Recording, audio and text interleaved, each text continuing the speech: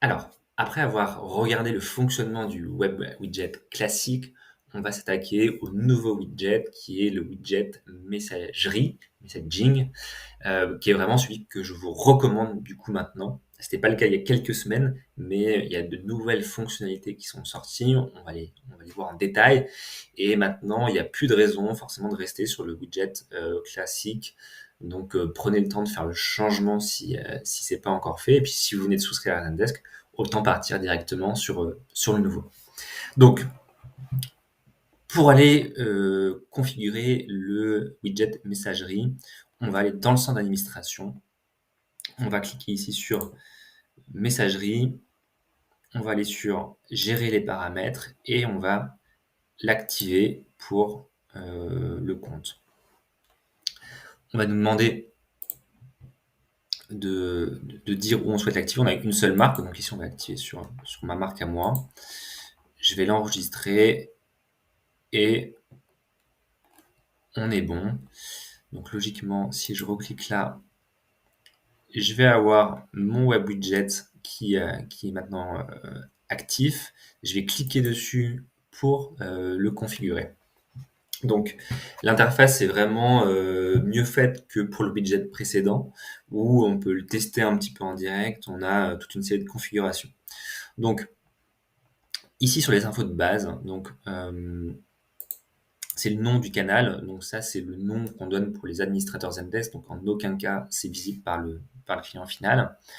Et ensuite ici on peut permettre au client de retrouver les conversations sur d'autres canaux comme Instagram, Messenger ou WhatsApp. Donc si vous utilisez Instagram, si vous utilisez Facebook ou WhatsApp, ça peut faire sens de les lier. On va pas le faire maintenant, mais on le fera à la fin lors de la mise en production. Mais sachez par exemple que si je clique ici sur Instagram, on va pouvoir lier un compte et définir ce qu'on veut ou pas recevoir dans le widget. Donc on y reviendra en détail à la fin pour la mise en production, mais sachez que vous pouvez le faire. Alors je retourne dans les paramètres. Donc je vais pouvoir changer le style. Donc on peut changer la position en bas à droite, en bas à gauche. Généralement on le met en bas à droite, sauf si vraiment vous avez quelque chose qui gêne. Vous allez pouvoir choisir la couleur principale. Donc moi c'est plus du bleu. Également changer la couleur du message et la couleur d'action qui correspond en fait à la couleur des boutons. Donc j'aime pas trop le vert, je vais rester sur le bleu, on le verra tout à l'heure. Également, je peux choisir un logo.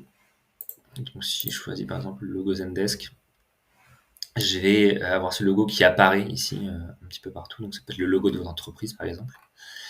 Et vous pouvez choisir le titre. Donc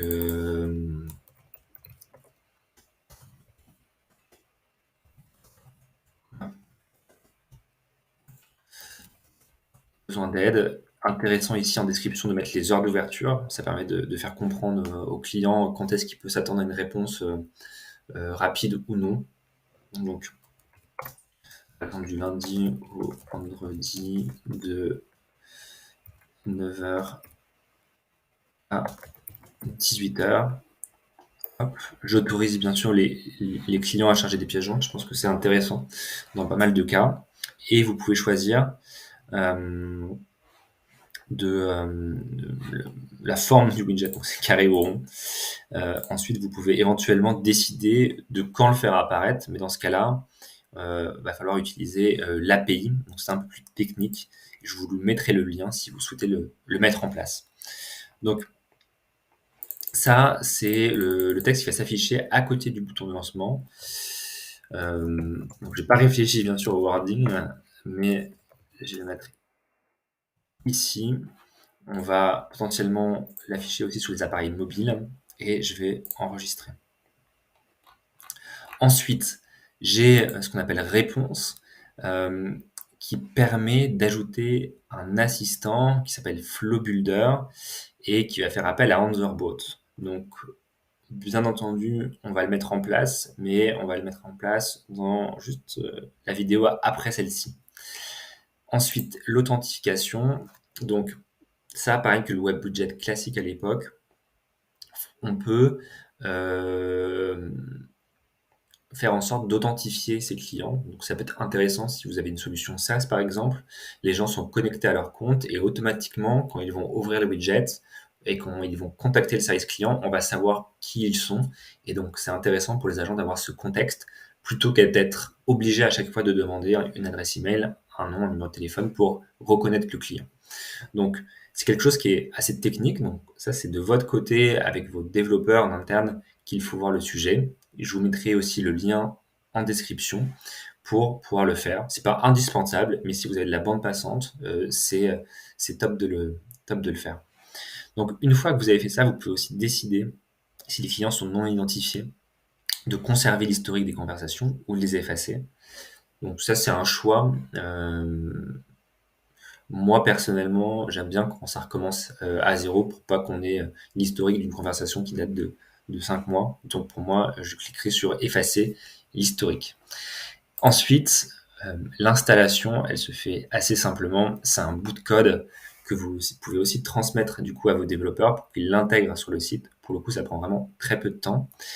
Et vous pouvez aussi ajouter de manière automatique votre widget au centre d'aide. C'est pas forcément utile dans la mesure où sur le centre d'aide, vous avez déjà un certain nombre d'articles qui apparaissent de manière dynamique, puis l'accès au formulaire.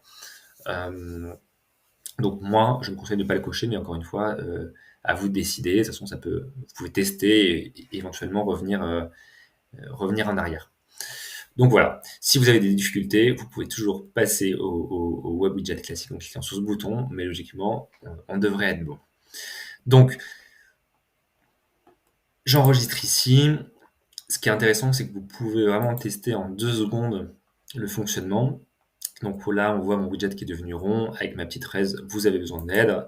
Et si je l'ouvre, j'ai ma description, etc. Donc on voit les changements en direct. Donc là, on l'a pas configuré, donc on nous demande mon nom d'entrée. Et là, on va rentrer dans le vif du sujet en configurant du coup la partie assistant dans la vidéo là qui arrive.